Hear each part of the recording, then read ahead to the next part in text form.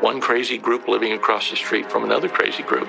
At the most basic level, they antagonized the daylights out of one another. Yeah, come on, you piece of... Come on back over here again. After years of conflict, their heated rivalry finally explodes into violence. This was coming to a head. Something very bad was going to happen. And investigators must determine whether it was an act of self-defense or a deadly ambush. There was more to this case than just neighborhood feud goes bad.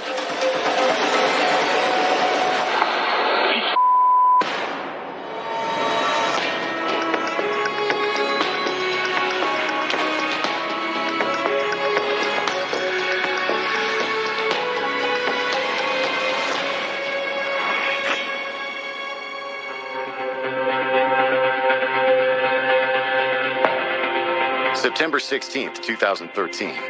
It's a pleasant evening in the rural community of Union County, Tennessee. But around 10 p.m., the sheriff's office receives an emergency call about possible gunshots near Highway 370.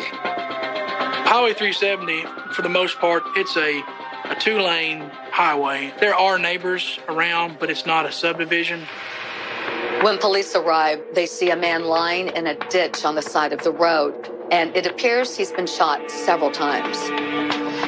They tried to administer aid to the victim, but it was way too late. He had lost so much blood. Deputies immediately recognized the victim as local resident Michael Woodby, a 45-year-old father and former repairman. Michael Woodby and his wife, Teresa, were sort of part of the community. People knew them. Michael Andrew Woodby was born on November 6th, 1967. Michael was born in Middlesboro, Kentucky, raised in Tennessee, Campbell County, and Scott County. When he became an adult, he moved to Detroit, Michigan. And there he got a job working on commercial kitchen equipment. He went to all the restaurants and fixed all their equipment. While living in Michigan, Michael started a family and had 2 kids. But the relationship didn't last. And in 1996, Michael met 31-year-old Teresa Molka. She also had 2 children from a previous relationship, and Michael's fun-loving personality quickly won her over. He was a jokester. He loved giving. He'd gather up gifts all year round and hand it out to all the poor kids in the neighborhood at Christmas time.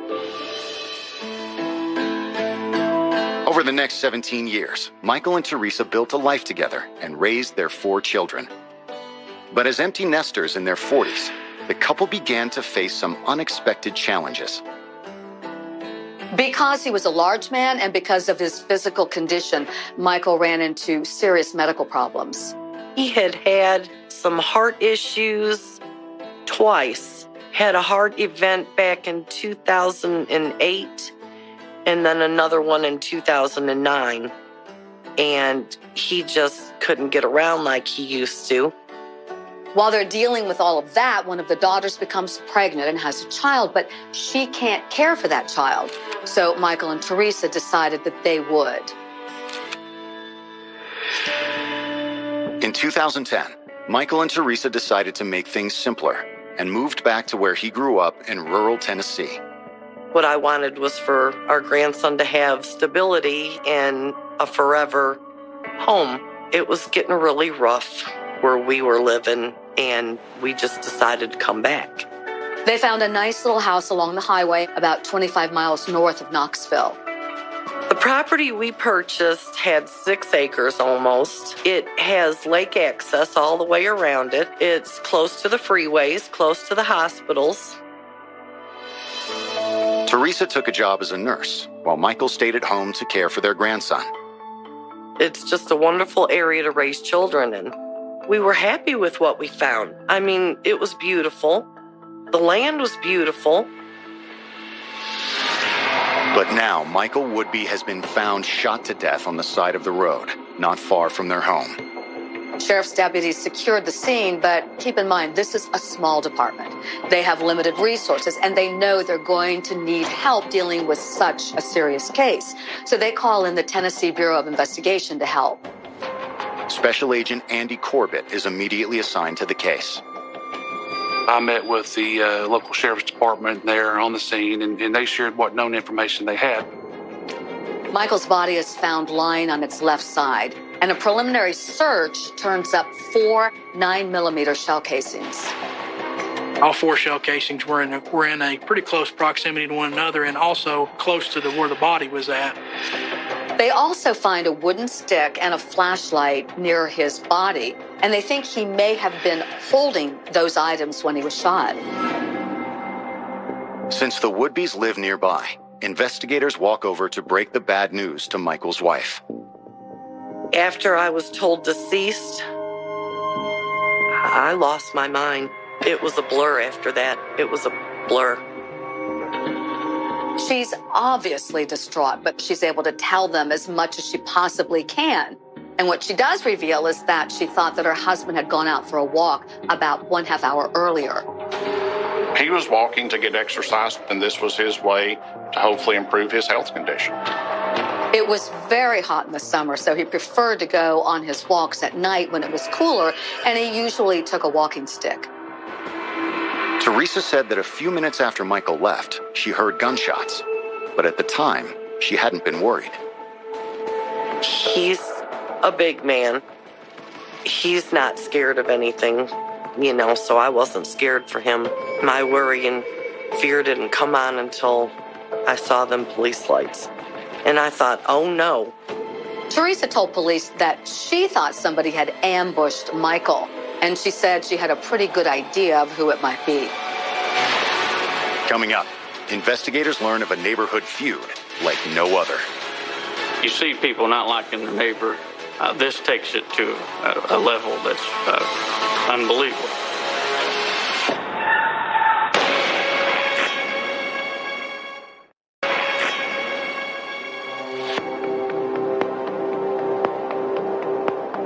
Detectives in Union County, Tennessee, are investigating the shooting death of 45-year-old Michael Woodby.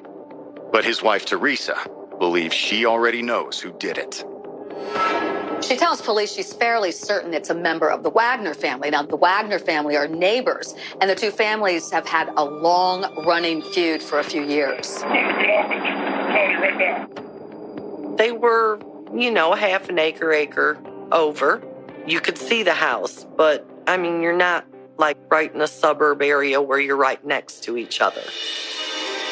Teresa tells police that when she and Michael first arrived, everything seemed fine. We had gotten along with the Wagners when we had moved in.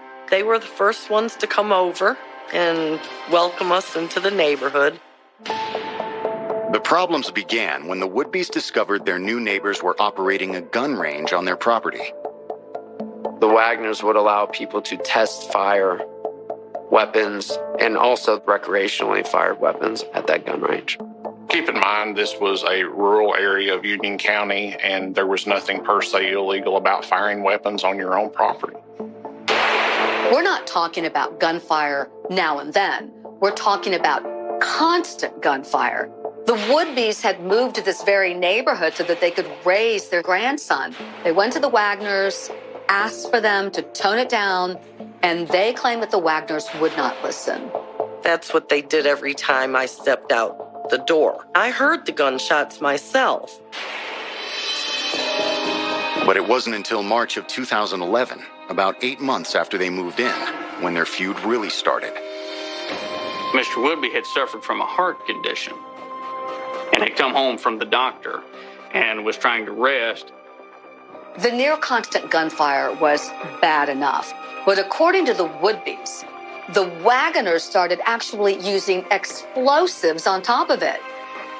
The Wagners were constantly shooting and blowing up explosives that caused him problems, that it was keeping him up. Teresa tells investigators it got so bad that Michael finally had to confront Kevin Wagoner. Michael had went over there and asked them to stop. And their response was, "Get the out of here." Mr. Wagner said basically he'll do what he wants on his own property. He came home. He was very upset. He couldn't understand how people could be that way. After that, the noise only increased, and so did Michael's frustration. He continued to grow upset because every time they were asked to stop, they would step up that game and do something worse. Kevin had stationary surveillance cameras pointed at the Woodby's house, recording constantly. And he also had handheld video recorders every time the Woodby stepped outside. They were under surveillance. Everything from doing yard work to out playing in the front yard with their grandchild. We were not sure why he was videotaping our grandson. We had asked for it to stop numerous times. And the more we had asked for it to stop, the stronger it continued. I had never dealt with anything like that before, so I just thought they were crazy. Teresa says Kevin wasn't the only one videotaping them. He involved his wife and children, too. Either Kevin Wagner himself or his daughter or his son or his wife was filming them constantly. Colton, the son, went armed. Kevin Wagner went armed. They patrolled the streets. It was a constant tense situation. Soon the would-be's simple noise complaint had escalated out of control. This feud between the Woodbys and the Wagners was really unlike any other feud that I have seen. This small disagreement and then boom, we're at war. According to Teresa, the Wagners would point guns at them, use binoculars to spy on them, and make serious threats. Teresa says they called the sheriff's office many times, but nothing ever changed. You know, feuds between neighbors have been going on since the beginning of time, really. And it runs law enforcement ragged. Law enforcement simply we do not have the ability to make people get along. This goes on for a full year. So finally, in March of 2012, the Woodbys tried to get an order of protection against the Wagners, but they were denied. To prove that the Wagners had been obsessively recording and harassing them without provocation, the Woodbys ultimately decided to fight fire with fire. Michael decides that he's going to start videotaping the actions of the Wagners so he can build a case. So he has some evidence, and hopefully that would be enough to make the Wagners stop. I don't know how they do this 24/7. I don't either. I'm tired of holding this camera 10 minutes into it. I mean, come on. More time when you get free. Obviously. But no one realized how far the Wagners were willing to go to win the war. Coming up, a neighborhood feud takes a dangerous turn. He was videotaping our grandson and carrying a gun at the same time.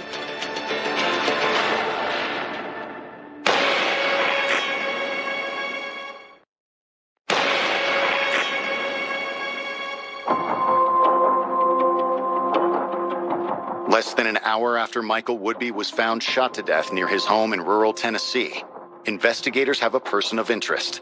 In fact, they have several.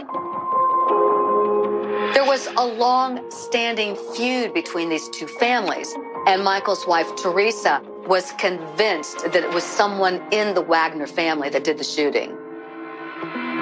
Teresa tells detectives that the bad blood between the families had been going on for more than a year, when in 2012, the Wagners suddenly escalated the conflict. Reportedly, they started calling law enforcement and making up allegations against the Woodbys, and also apparently tried to get his disability taken away from him.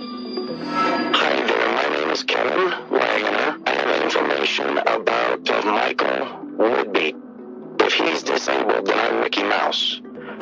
And I have proof, anything you need. According to Teresa, Kevin Wagner even called child services and made false allegations about the way they were treating their grandson. The final straw came when Teresa says they caught Kevin Wagner's 21-year-old son Colton in the bushes videotaping their 4-year-old grandson.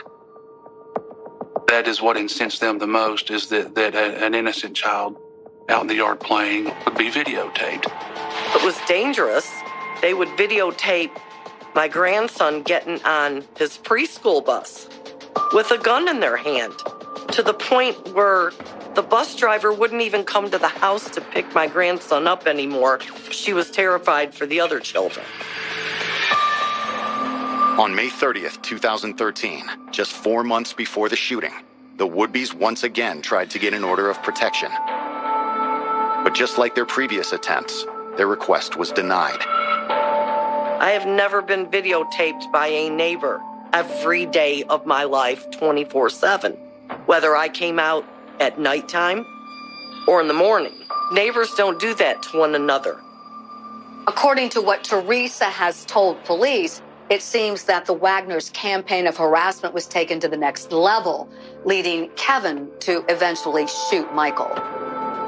I had thought that they ambushed him in the dark on his way back from his walk. But Teresa's account of the feud isn't proof of murder. So Special Agent Corbett heads up the hill to interview the Wagoners, where sheriff's deputies have already taken 42-year-old Kevin into custody. According to police, Kevin comes out of his house and he's holding his Glock 9mm handgun. So they take the gun away from him and they hold him. Kevin Wagner was placed in the back of a patrol car. He was not combative, and he was cooperative. He agreed to speak with me.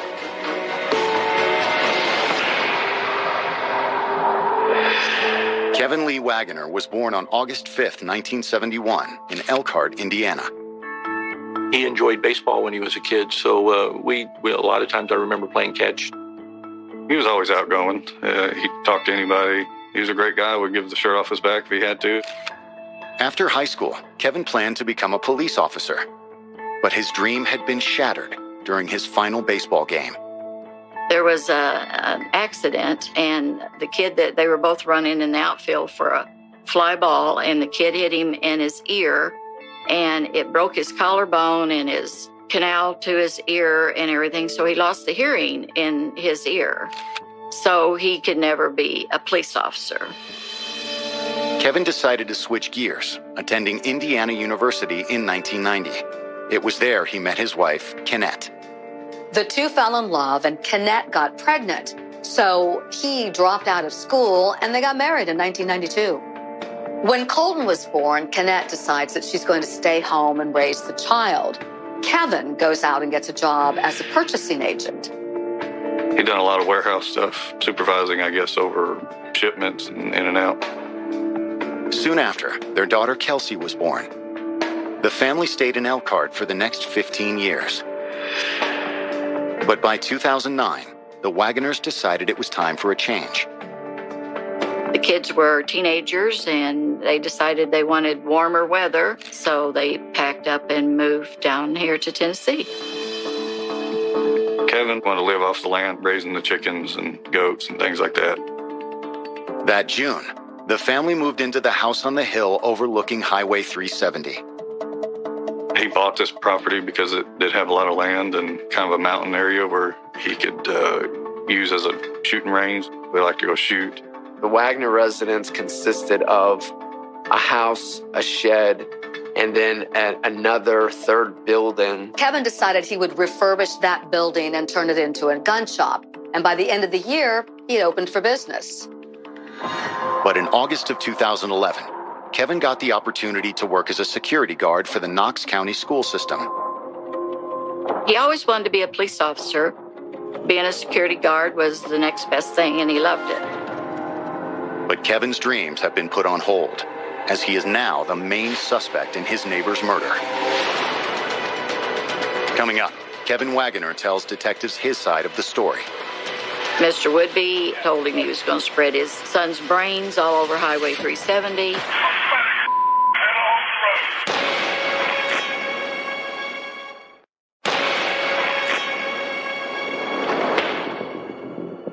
The Tennessee Bureau of Investigation has taken 42-year-old Kevin Wagoner in for questioning about the murder of his neighbor, Michael Woodby. But Kevin's version of events turns out to be very different from what they've heard so far.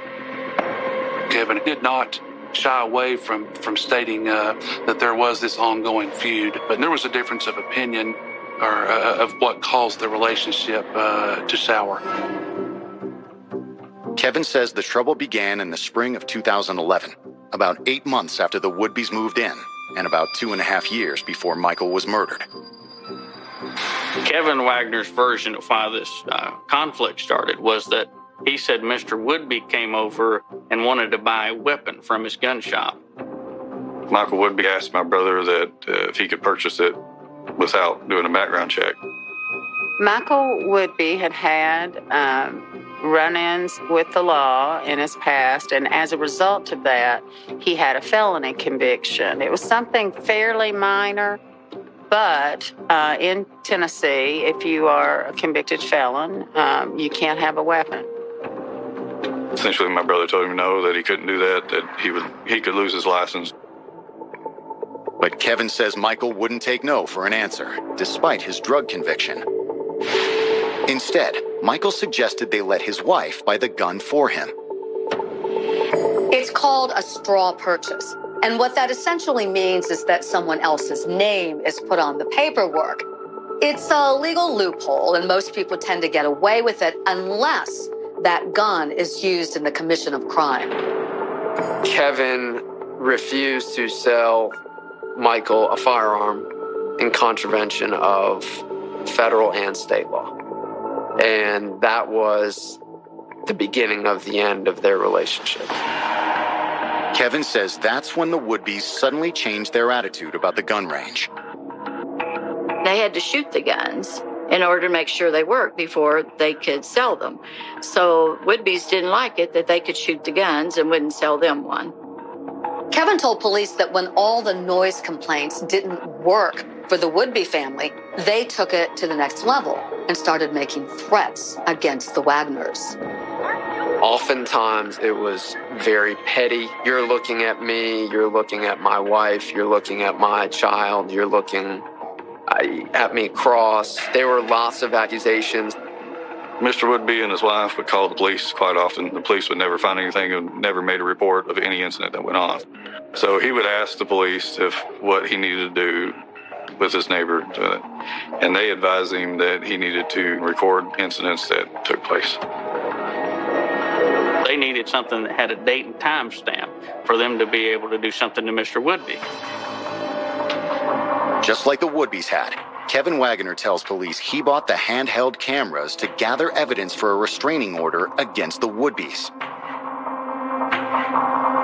The reason why every moment was being recorded by the Wagners is because over the course of time, the incidents started to increase in frequency.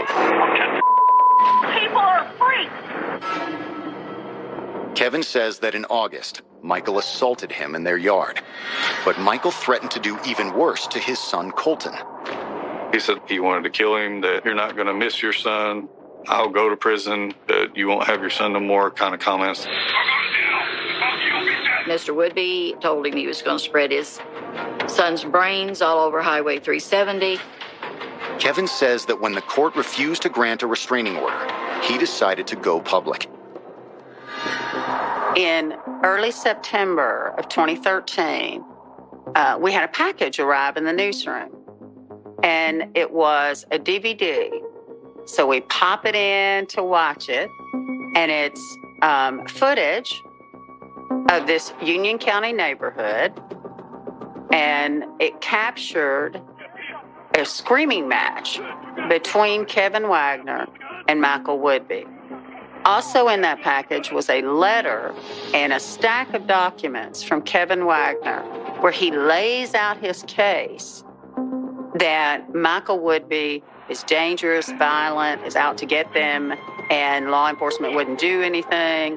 And it was essentially a plea to the media to get involved.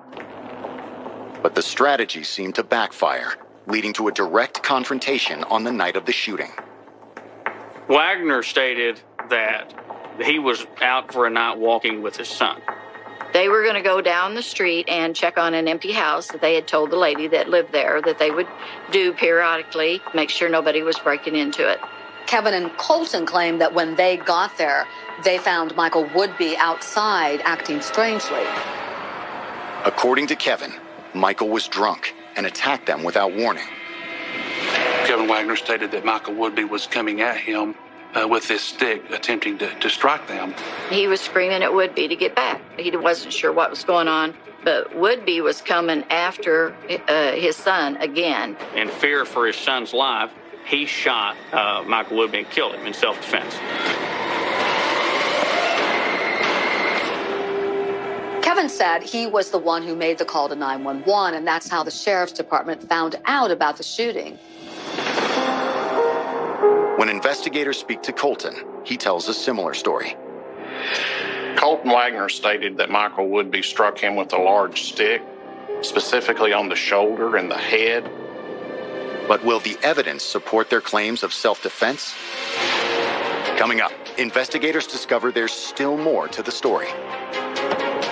You could look at it as it was all part of this sort of diabolical plan.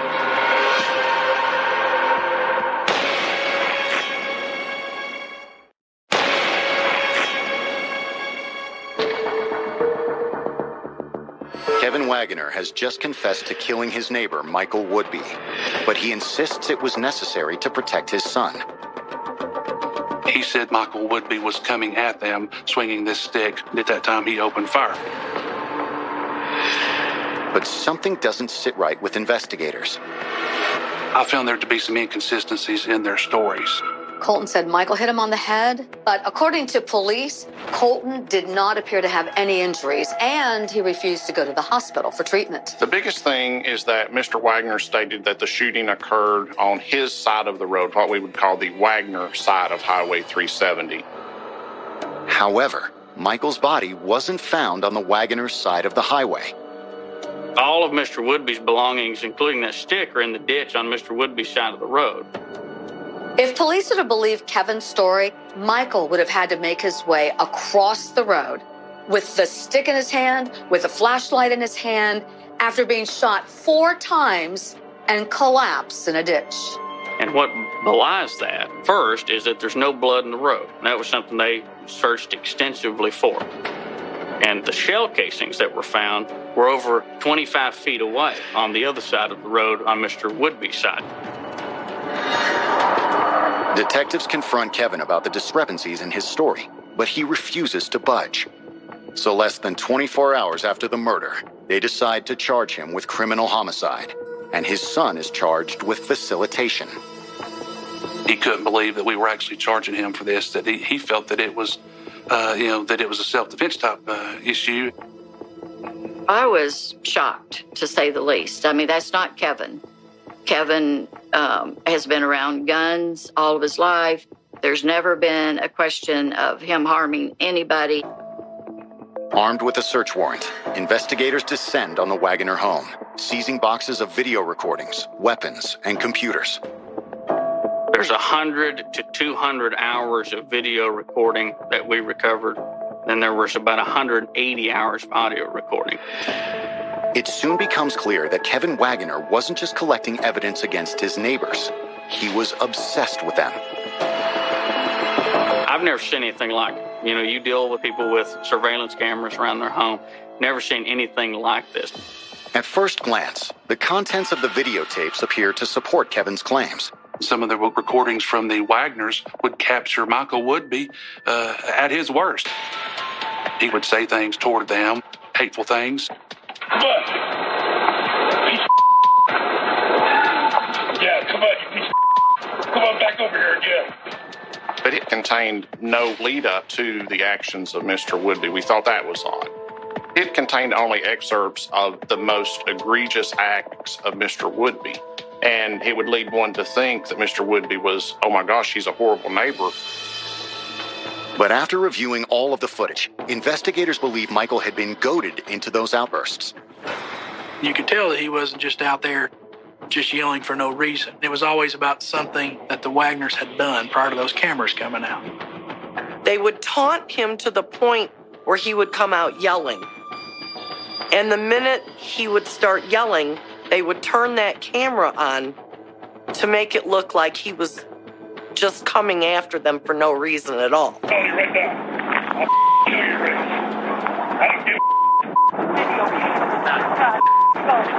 son of a just got a gun out here again. I do. Big deal. Yeah, it's illegal. Yes, it is. Go in. Yes, it is. See that motherfucker with the gun right there? Mr. Wagner chose to walk back and forth in front of their residence. It was simply to antagonize the Woodbys. They even find a recording where Michael tried to end the conflict. Why? Can't we be good neighbors? Why can't we be good to one another? Why do we got to continue this? I'm asking. I'm begging. For your family and mine. On at least 2 occasions that we know about, he asked them to end the conflict. Please, stop. And they declined both times. The most damning evidence is a recording that suggests Kevin had been planning to kill Michael. It was one of the few recordings he didn't send to the media. I don't grasp how it is that you can be so oblivious to your true surroundings and how close you are to dying. This is 100% within his control now, not to die from me. And he's choosing to come straight at it. The audio snippet of where he actually talked about killing Michael Woodby, and that wasn't included in the packet. And there were all kinds of different things like that. What he didn't send was more telling than what he did send. The results of Michael's autopsy confirms detectives' suspicions. The shooting was not an act of self-defense. The evidence showed that there was 4 shots or 4 rounds that were fired to Michael Woodby. On May 1st, 2014, almost 8 months after the shooting, Kevin Wagner is indicted by a grand jury for second-degree murder. His son Colton is also indicted as a co-conspirator. What the prosecution did at that point was then to separate the 2 cases, and Kevin Wagner was set for trial first. At that point, they thought they had a relatively strong case. But of course, we know there's never a promise of conviction. If you have a prosecutor that tells you they know how a trial is going to end up, I don't think they're being candid with you. You never know what a jury is going to do. Coming up, Kevin's trial takes an unexpected turn. I think the prosecution was just as shocked as everybody else.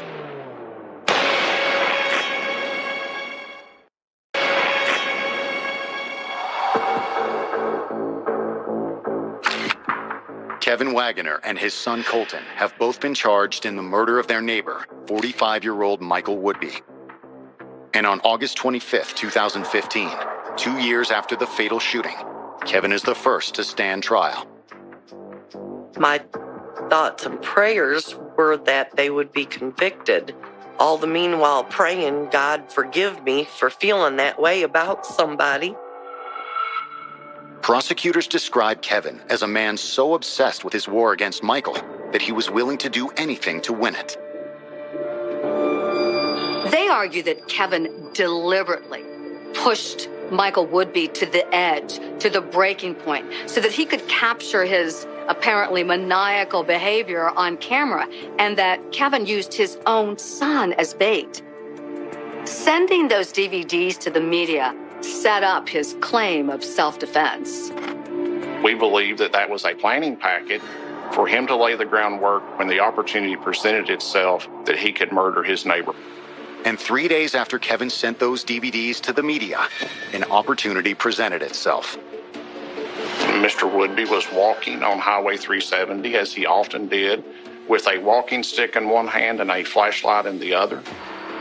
When Michael Woodby saw Kevin and Cole, both sides do what they do, and that is they start yelling at each other. Based on the forensic evidence, prosecutors believe Michael was turning to walk away when Kevin pulled the trigger 4 times. It appeared that the last 2 shots fired at him happened after he fell to the ground. We think that this was an opportunistic killing. But the defense sees things differently. The series of events that led to Michael Woodby being shot that evening, what brought the 3 of them together in the dead of night in the middle of that road. There is no doubt in my mind that Michael Woodby struck Colton Wagner with that stick. Kevin took the stand to testify in his own defense, and he described for the jury the harassment and threats that led up to that fateful night, and especially the attack on his son. Kevin tells the jury he felt he had no choice. After deliberating for 2 days, the jury reports that they are hopelessly deadlocked. Unfortunately, it declared a mistrial. They were not able to come to a conclusion. Obviously, we were happy that it turned out hung jury. We kind of wanted a acquittal, but it didn't happen. As the state prepares for the second trial, they make a surprising decision. They drop the charges against Colton, citing lack of evidence, and subpoena him as a witness instead. Essentially, they were going to not only retry Kevin Wagner, but they were going to use his son against him. On August 2nd, 2016, the second trial begins. We were better prepared, I believe, and had a lot better grasp of all of the recordings during the second trial. When you're talking about over 300 hours of recordings, that's an enormous undertaking. Colton took the stand, trying desperately to defend his father. But the prosecution was able to take his testimony and poke holes in a lot of it. The prosecution was able to show through Colton and the videos how Colton himself was being used by his father as part of this vendetta or obsession with the Woodbys. This time, the prosecution is also armed with new video evidence, proving this wasn't the first time Kevin had clashed with a neighbor. He testified on the under cross-examination that he had had incidents in Indiana, and he had recorded people in Indiana. And that was something that very much hurt his credibility. When Kevin started testifying, it unraveled very, very quickly. His lack of regret, his inability to effectively detail to the jury any mistakes that he made, to me, were his ultimate undoing. On August 10th, 2016, the jury finds Kevin Wagner guilty of second-degree murder. He is sentenced to 18 years in prison. There was sort of this shock feel in the courtroom. You could hear Kenneth, his wife, Kevin Wagner's wife, kind of yell out. Teresa Woodby started crying. It was very emotional. I cried for not only myself, but for their family also. That's a terrible thing to happen. What happened? It was awful. Although the verdict brings some relief to one of the families, the devastating effects of their deadly feud will linger for generations to come. He was my home. Everything. My joy, my laughter, my partner, my friend, my confidant, my uplifter. Part of the big tragedy of this case is that really it didn't have to happen. If these two families had just been willing to sit down and compromise, none of this would ever happen. No one would be dead. No one would be behind bars. The best way for this feud to have been resolved would be under the premise of love thy neighbor. We all have, shortcomings in life, and sometimes we just have to look over the shortcomings of others, put that behind us, and move on and get along with one another.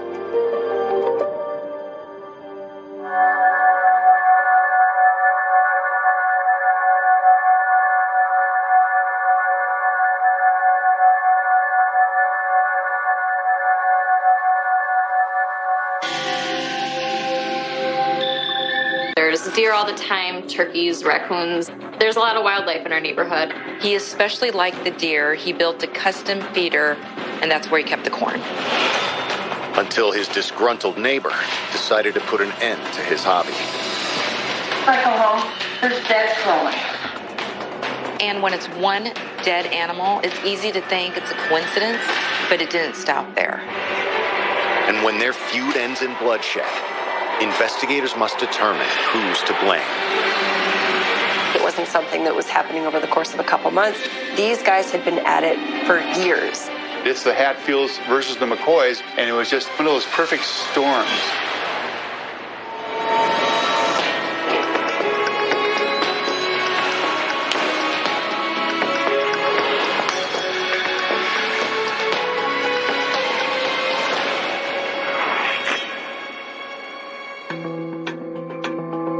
May 5th, 2014. It's a quiet Monday evening in the picturesque town of New Brighton, Minnesota. Sean Bortel and his wife are tucking their children into bed. But at 8:32 p.m., their domestic routine is shattered by the sounds of gunfire. It was boom, boom, boom, boom. And I froze. And it's not uncommon to hear fireworks or things like that in the neighborhood. And my wife immediately said, "Those are gunshots, call the police." 911, where's your emergency? I think somebody just fired a gun near our house, like 4 shots. While the operator takes the Bortels' information, a much more urgent call comes in. 911, where's your emergency? Hurry, they're shooting us, hurry! What needs an ambulance? I'm getting shot, yes! On the phone is 48-year-old Jennifer Clevin. She says she and her boyfriend, 46-year-old Todd Stevens, were outside their house when a gunman opened fire. She ran inside, injured and bleeding, and she picked up the phone, called 911. Can you tell me if the man that did this is still there? He's shooting through my house. I'm scared to go near the window. Okay, Jennifer, we have a lot of help on the way, okay? We get here now. Her longtime partner had been shot. She didn't know if he was still alive. I can only imagine how frightened and upset she was. Police and paramedics quickly arrive to find Todd Stevens lying on the ground, unresponsive. They have to get in there and keep themselves safe, assess the situation, determine if there's an active shooter. Even if the shooting itself is over, who did it? Where did it come from? Todd Stevens was a longtime resident of New Brighton. In fact, he was raised on the same block where he and Jennifer now lived. The neighborhood is pretty small. Everyone's very close. There's older families, younger families with kids. Like I have people who have lived there their whole lives. Todd and I had talked quite a bit about his history in the neighborhood. He grew up in the house that we had purchased. He had moved into the house that he had while his parents lived next door to him for some time. The couple had first met 18 years before in 1996. Jennifer was a single mom with a young son. She just moved from Texas to Minnesota, and Todd was a short-haul truck driver. They hit it off pretty quickly. Todd was good with Jennifer's son, Ryan. So when the relationship grew more serious, they moved in to Todd's house. They hadn't gotten married yet, but they weren't any less of a family. Jennifer described their life together as wonderful. Todd was an avid outdoorsman and often took Jennifer and Ryan camping, but they didn't have to go very far to enjoy the wilderness. New Brighton is a wooded area near several lakes and preserves. We have Rice Creek right across the street from my home. There's deer all the time, turkeys, raccoons. It's just, there's a lot of wildlife in our neighborhood, and that's part of what makes the neighborhood great. Todd liked having all the animals around, but he especially liked the deer. He built a custom deer feeder where he kept it full of corn. I definitely saw more deer, partly because they used our yard to walk to get to the corn. My kids thought it was cool. In addition to his deer feeder, Todd was also well known for his outgoing personality. He was incredibly friendly. He loved his beer. He actually seemed more friendly after having a number of beers, but not once had I seen Todd irate. According to most people, Todd and Jennifer appeared to be ordinary neighbors. Todd was incredibly helpful. One of my daughters had a flat tire. He helped out with that. We had a swing set. Todd came over and brought tools and helped out with that. So in general, it was a typically positive, neighborly relationship. But now Now Todd is bleeding to death after being gunned down outside his home. When first responders got there, some helped Jennifer while others went to Todd to administer CPR. The whole time, they don't know if they have an active shooter situation, and it is very tense. While officers try to secure the area, another call comes in. 911, where's your emergency? Someone's shot. What's your name? You'll find out. Coming up, Minnesota police find themselves in a standoff with the gunman. It's quite surprising for the shooter to call 911.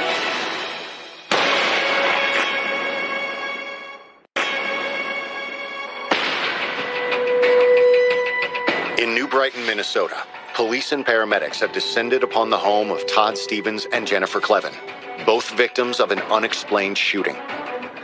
My wife and I heard Jennifer scream. We were really afraid. We didn't know if there were people loose in the neighborhood. Who were these people? Who did the shooting? While first responders try to administer first aid, 911 operators are fielding another call about the attack. All right, do you think you shot him? They're there. I'm not going to shoot the police or anything. I'm sorry, what? I said I'm not going to shoot the police. The police are already here. They can go help the guy. Even though the caller won't tell them who he is, it's pretty clear through the context that they are talking to the gunman. So they try to keep him on the line and try to keep him talking. Who is the guy that's outside? Todd Stevens. Nobody listens to me around here. I told the guys that he's going to shoot us. He's got guns. And I just had enough. Okay. Are you planning on doing something to yourself? No. Are you willing to let the police come in? Not the New Brighton police. He wasn't going to surrender to the New Brighton police because he thought they were a bunch of, quote, kooks. Neil said he already spoke to police earlier that day and told them about the threats that Todd made against him, but they ignored him. Todd was telling the neighbors that he was going to shoot you? He was going to shoot me, yeah. Can I ask what your name is? Neil Zumberg. 57-year-old Neil Zumberg lives across the street from Todd and Jennifer, and he's currently holed up in his house with a gun. It wasn't just a random attack in a random neighborhood. There was one suspect with a gun who had a target. For the next half hour, you have a 911 dispatcher on the phone with him, and outside, you have a police commander trying to talk him down. By the end of it, you had law enforcement from multiple jurisdictions outside of his home ready for anything. Where is the gun that's in the house right now? I just want to make sure officers know so that it doesn't endanger you. Well, you don't care about me. I care. We don't want anything to happen to you. But you don't care about me. I know you don't. But just as officers are preparing to storm the house, there's a breakthrough. A dispatcher coordinates with the Ramsey County Sheriff's Department and somehow gets Neil to agree to give himself up then to sheriff's deputies instead of the local police.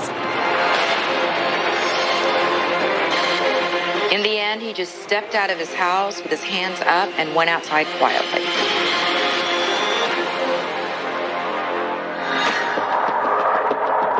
While Neil is taken in for questioning, investigators begin to process the crime scene. From Todd and Jennifer's wounds and the damage to the house, it looked like a shotgun was used in the attack. The house was struck several times by pellets. They also entered the residence and were lodged in the living room of the house. The front door, the screen door, the glass was shattered.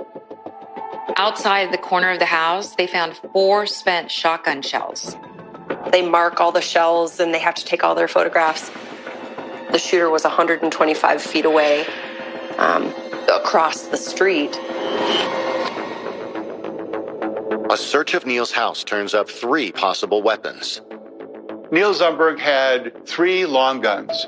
Those were from his father. One was a shotgun, one was a deer rifle. I think there might have been another shotgun as well. One of the shotguns, a Browning 12-gauge semi-automatic shotgun, was found in the Zumberg's basement on a chair. Neil's fingerprints were found on the gun, and the shells were a match. But what caused the bad blood between these two neighbors in the first place? As investigators speak to the other local residents, they begin to get a clearer picture. It was just a normal day. I was outside in my backyard with my dogs. I knew right away that it was gunshots, and it was an odd sound for our neighborhood. So immediately I thought of Todd and Neil. It seemed like that's the direction where it was coming from. This was not the first time that these two families had gotten into it with each other. His wife, Paula, also locked horns with Todd's girlfriend, Jennifer, as well. In fact, Paula Zumberg had been spotted fleeing the area just after the shooting occurred. My wife had looked outside to see Paula near the edge of her lawn, looking across the street at Todd's house, going to her car and then driving away. It turned out that Paula and Jennifer were also overheard having a loud argument earlier that day, so police had to wonder if that also played a part. As the police investigation begins to unfold, they're sort of discovering that there's this feud that's playing into what had happened. It wasn't something that just happened over the course of a week. It wasn't something that was happening over the course of a couple months. These guys had been at it for years. What kind of feud could have led to this level of violence? From an outsider's perspective, it was hard to know who had said what, which threats had actually been made, who was actually afraid. I think things had just gotten blown so out of proportion. Coming up, a double shooting becomes a murder investigation. Everyone was just very confused and shocked and surprised.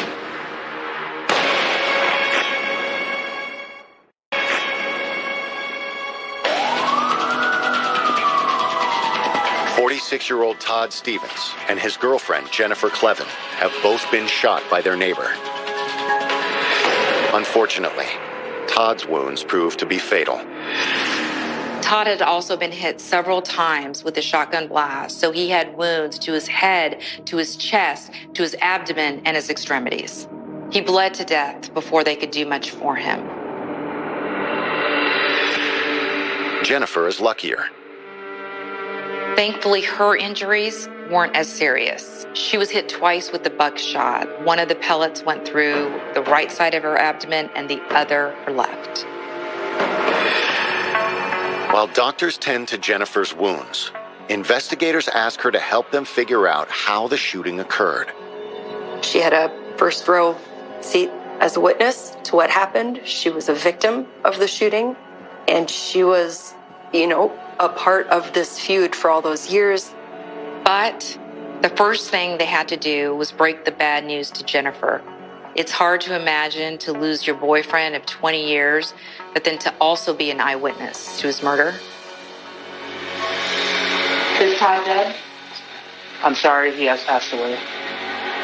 It's for... Oh, Todd was my life.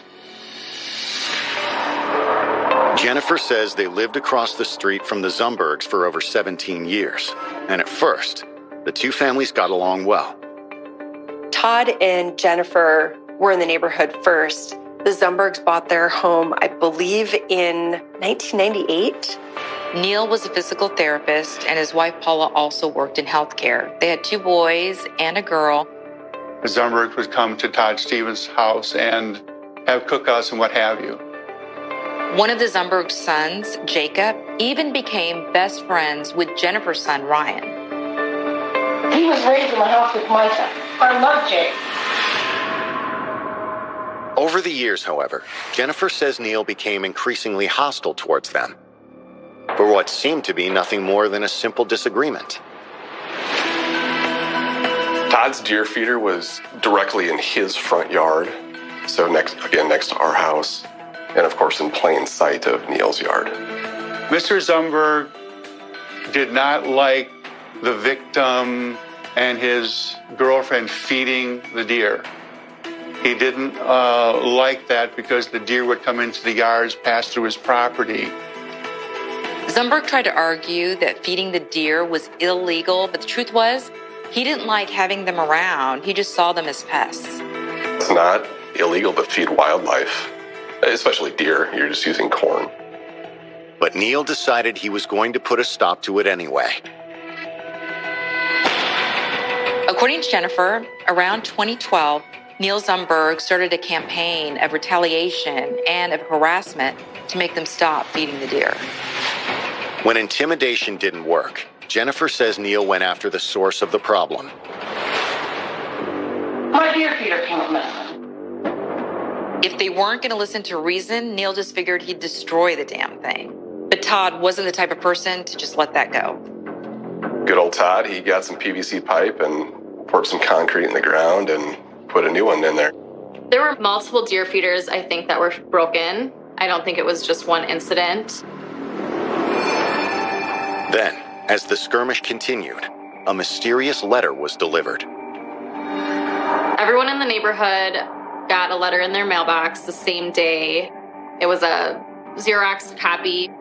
When we moved in, we received a letter, and I believe the letter initially sent was anonymous, although hand-scrawled with a prescription for Neil on there, sort of referred to as the Mr. Corn letter, because Mr. Zumberg referred to Todd as Mr. Corn because he would feed the deer with corn. The letter accused Todd of endangering the health and well-being of the entire neighborhood. Deer can carry ticks that cause Lyme disease in humans. And in page 2 of the letter is a copy of the prescription that Neil's doctors gave him to treat it. Neil Zumberg felt that he got Lyme disease because of the deer coming through his yard, going to Todd Stevens' house to feed on the corn. He was very angry about it. This went way beyond a dispute between two households. I mean, to try and get all your neighbors involved, that's throwing fuel on a fire. But that wasn't enough for Neil Zumberg. He sent a copy of the letter to the local newspapers who ran it. Probably a human interest story as much as a potential health risk. I mean, it sounded a little bit crazy. I mean, quite honestly, it seemed somewhat humorous because of just the nature of the dynamics. Of course, we had no idea that it would lead to something serious. Coming up, the neighborhood feud takes a darker turn. If they'll go so far as to drop a dead animal in your yard, what else will they do?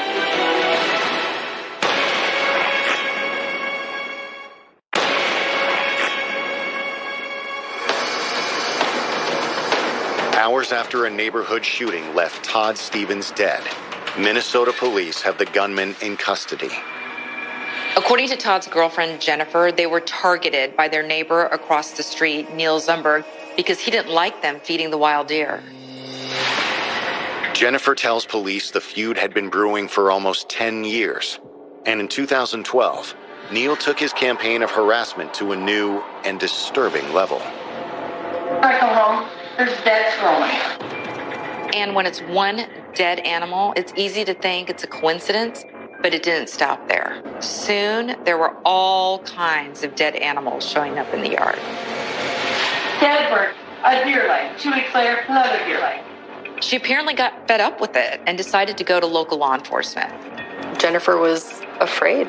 She petitioned the court for an order for protection, and they granted it. However, a court order wouldn't prevent another incident from occurring in December of 2012.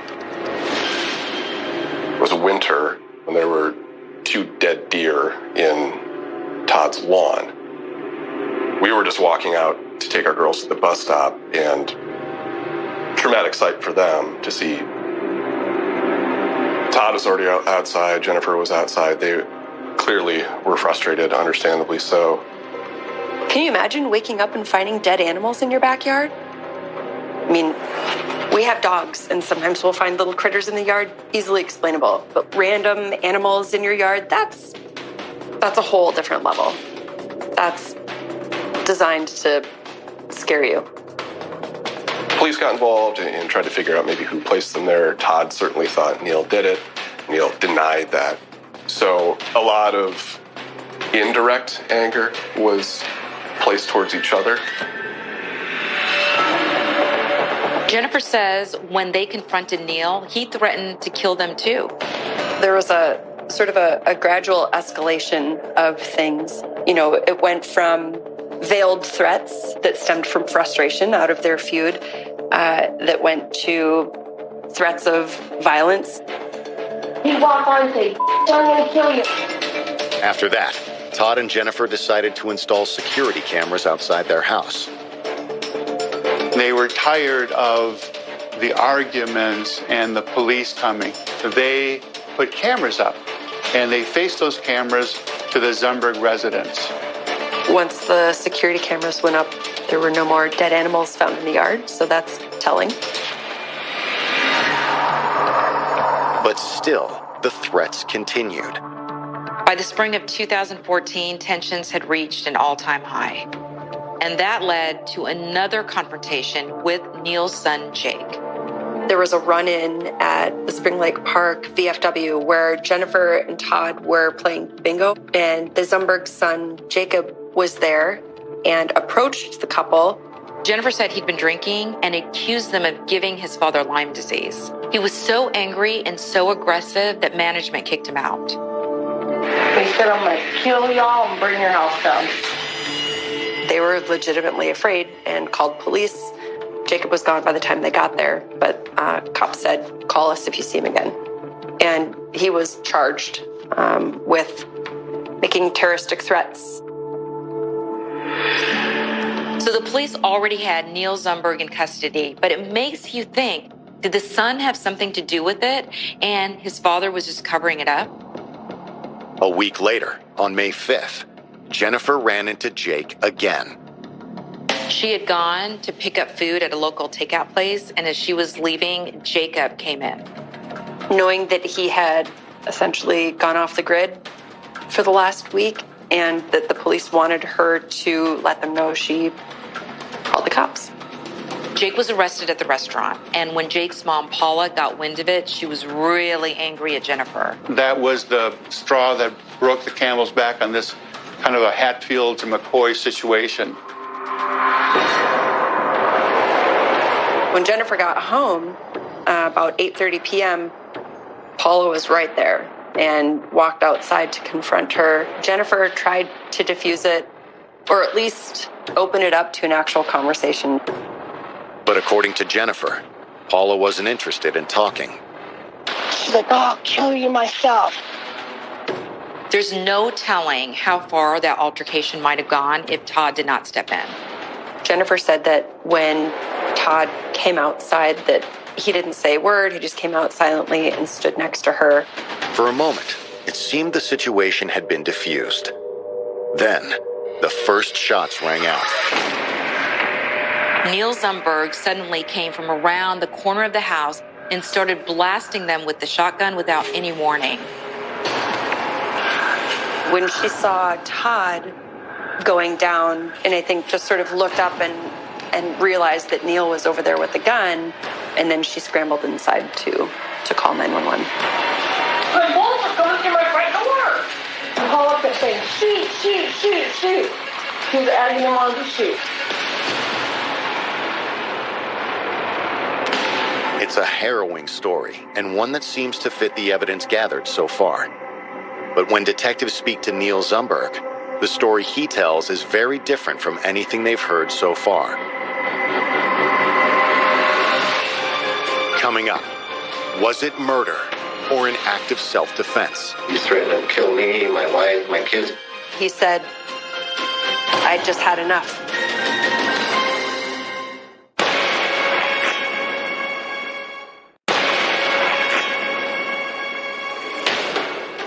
After surrendering to police, 57-year-old Neil Zumberg has been taken to the New Brighton Police Department for questioning in the murder of Todd Stevens.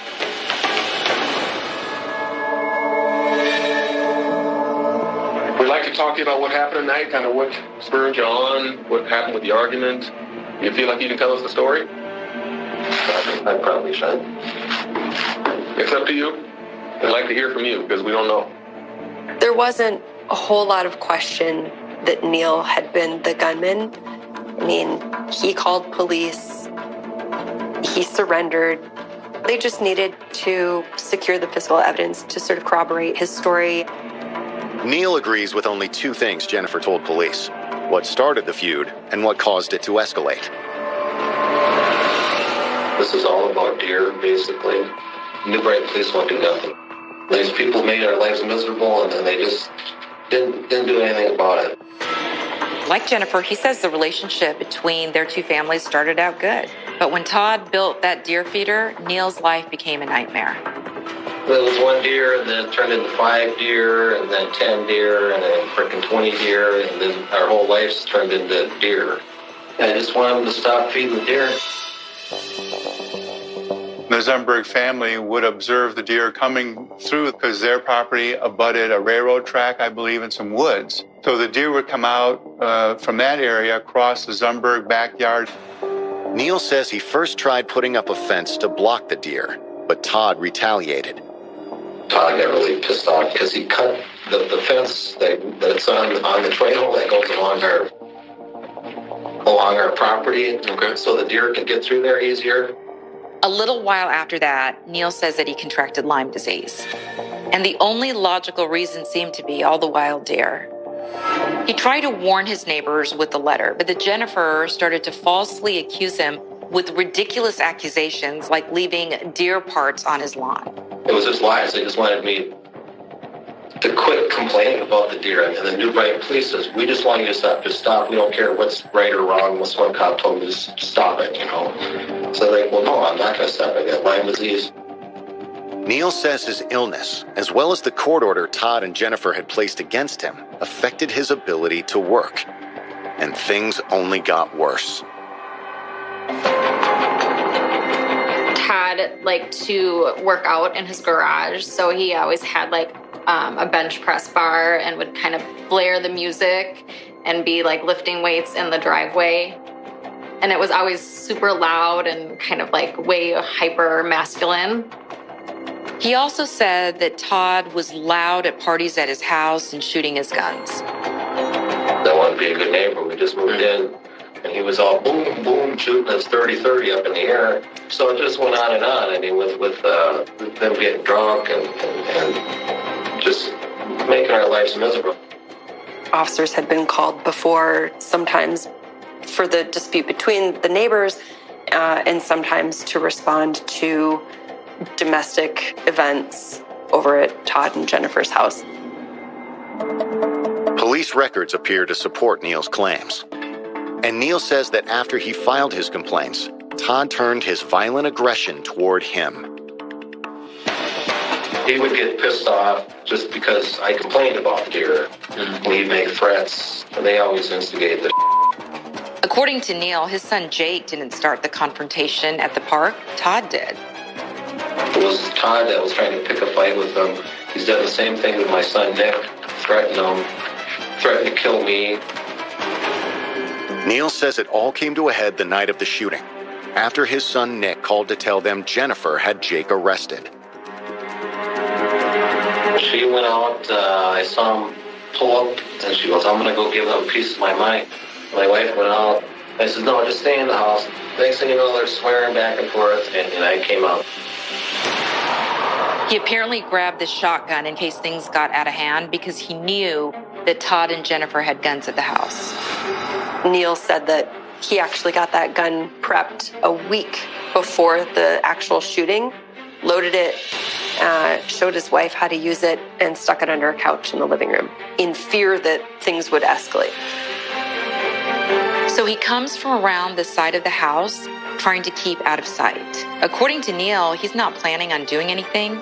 He's just there just in case.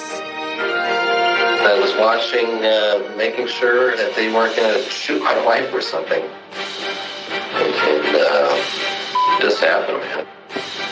Neil claimed that he saw Todd saying something threatening toward Paula, something to the effect of, I'm going to kill her, fill in the blanks with some expletives.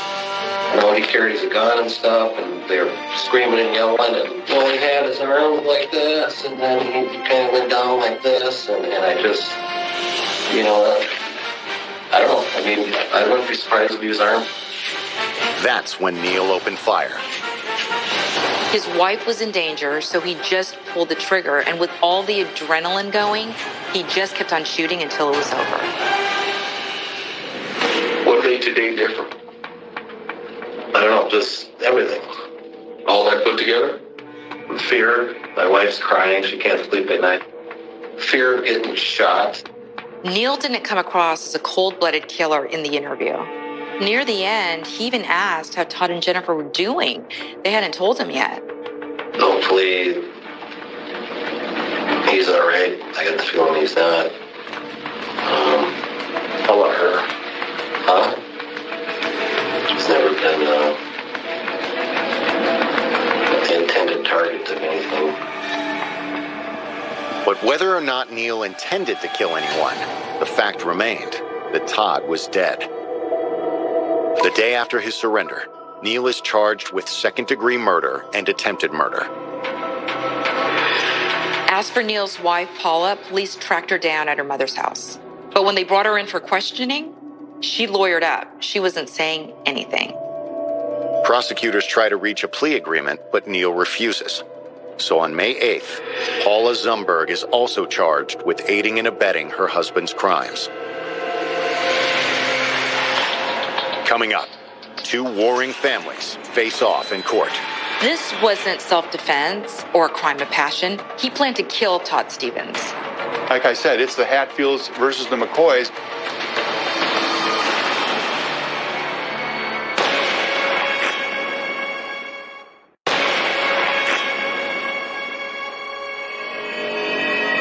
Neil and Paula Zumberg have both been charged in the murder of their neighbor, Todd Stevens. Prosecutors believe the shooting was motivated by a long-standing feud between the two families. While Neil Zumberg pulled the trigger, his wife Paula is charged with aiding and abetting the murder. The allegation was that she was urging her husband to shoot. Paula goes on trial first in August of 2014, 3 months after Todd's death. Instead of trying her case in front of a jury, Paula's attorney pushed for a bench trial, which means the case would solely be decided by the judge. It was a strategic move. Mrs. Zumberg would not do well in front of a jury. She's a very caustic individual. She's prickly. The jury would not accept her very well. Todd's girlfriend, Jennifer Clevin, is the prosecution's star witness. She told the same story she told police, but unfortunately, the testimony didn't play as well with the judge. She initially claimed that Paula was egging him on. That was not corroborated by anybody else. Neighbors had opened their windows or got out on their stoop to listen, and they never heard Mrs. Zumberg say, shoot the gun, shoot him. Paula's attorney did not even have to call witnesses. He argued that the state did not prove its case against Paula, and the judge ultimately agreed. Paula Zumberg is acquitted. A year later, in August 2015, Neil's trial gets underway. His charges have been upgraded to first-degree murder. The first-degree premeditated murder is the highest level charge in Minnesota, and it carries an automatic life without parole sentence. The state says Neil's actions in the week before the shooting did prove that this was not a case of self-defense or a crime of passion. He planned to kill Todd Stevens. Had his gun ready, loaded under the couch. It had previously been in his basement, unloaded. He exited the window, took up a sniper position, and fired the weapon when there was no danger to himself or his wife.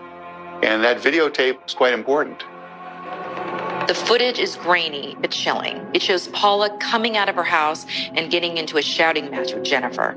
In the background, Neil could be seen peeking 5 times before firing his shotgun. The jury also hears damning statements made by Neil during his interrogation with police. They should give me a medal here because the police were going over there all the time, right? Because of this domestic stuff. It actually sounds like he's actually bragging about killing Todd. There's no remorse there at all.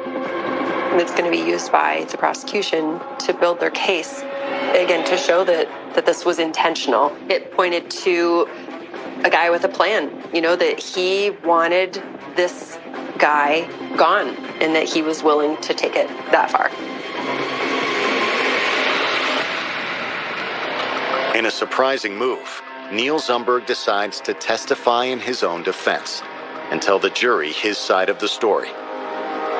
He reiterated that self-defense claim, that he thought that Todd had a gun and was going to go for it and was going to use it to kill Paula. In Neil's mind, he was fearful of Todd Stevens and what Todd Stevens could do to his family. He believed in his heart of hearts that his wife was in danger and pulled the trigger. But as the prosecution points out, there's a glaring problem with Neil's story. Todd didn't have a gun on him. He had a cell phone in a holster or a case on his belt. And so if he had reached for anything, it would have been that, which wasn't a danger to anybody. Paula Zumberg, in my view, was never in danger. She never tried to retreat. Todd Stevens had just left the front door of his home. There was no reason to shoot the man. After fewer than 3 hours of deliberation, the jury returns with its verdict. They found Neil guilty of first-degree murder, and they sentenced him to the mandatory term of life in prison with no chance of parole. Jennifer said after the verdict that she was satisfied that there was justice for Todd, but that it was bittersweet because he's gone. The result may not be a surprise, but Neil's reaction to it is. At a sentencing hearing, Neil actually addressed the court and apologized for his actions. It's the first time he ever seemed to express remorse. He told the court that he hadn't been entirely truthful. That came from a place of guilt. I mean, he said essentially that he needs to atone and he needed to take on more of the responsibility and that the victim's family deserved that. I was happy to hear that the verdict came through like it did, and that there was admission on Neil's side. One man's inability to peacefully resolve the conflict with his neighbors had torn two families and an entire community apart. But in the aftermath of the tragedy, the neighborhood along Knollwood Drive tries to return to normalcy. The families are no longer in the neighborhood. I think everyone kind of sighed a breath of relief. Like, okay, we've got new families in the neighborhood. People feel safe. The Stevens family probably is still very sad, still reeling, still wondering why it had to end like this. It was shocking, surprising, that all of these little things would really build up to a loss of life. It shattered the community. It shattered a lot of communities. A lot of people are upset that this could happen. This long beef over feeding deer in the neighborhood, I mean, it sounds preposterous. It's a good reminder to check yourself and don't take these things too seriously. It's just not worth it.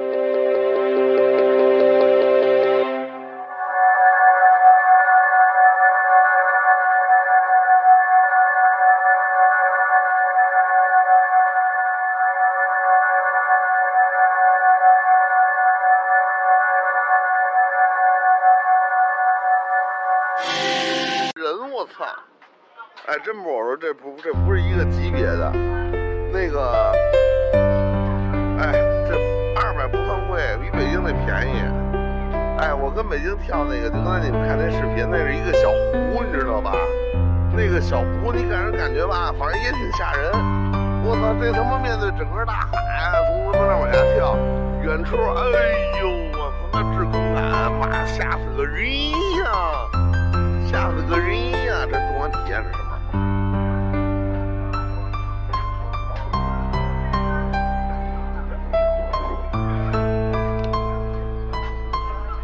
哦，玩3D 啊！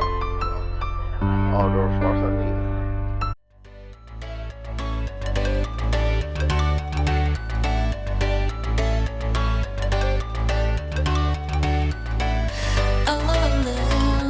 Girl, you never began growing up in you.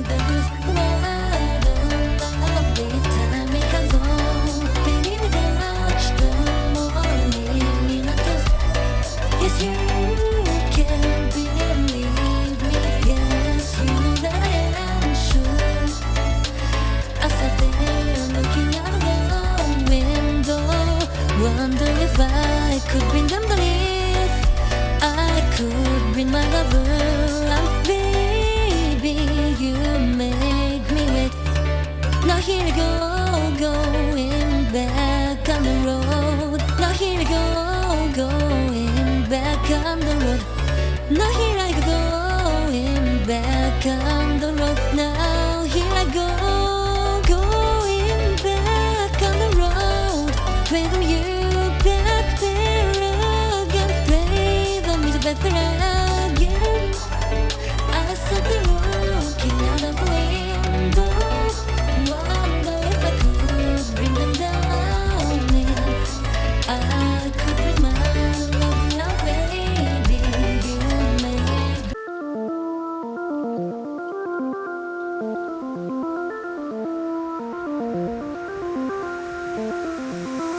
Shorty, if you really wanna go, baby, then you gotta take me the mess. I tried to soak in all the years and take it all in, but I come up for a breath and cry. I gave my drama, gave my simple, gave my friends a helping hand. I bet you know that they are dead. I wish I could tell you this. The more we talk, the talk is not a tongue. The more we talk, the talk is not a tongue. I did not come this far for any stronger. All of a sudden there was nothing left. Well, last night a doctor thought you were lying. I never meant to keep you alive. There might be stuff we said that sound dumb to you, but to get a red wine and take it with a lead, I bet you know that they are dead. I wish I could tell you this. The more we talk, the talk is not a tongue. The more we talk, the talk is not a tongue. You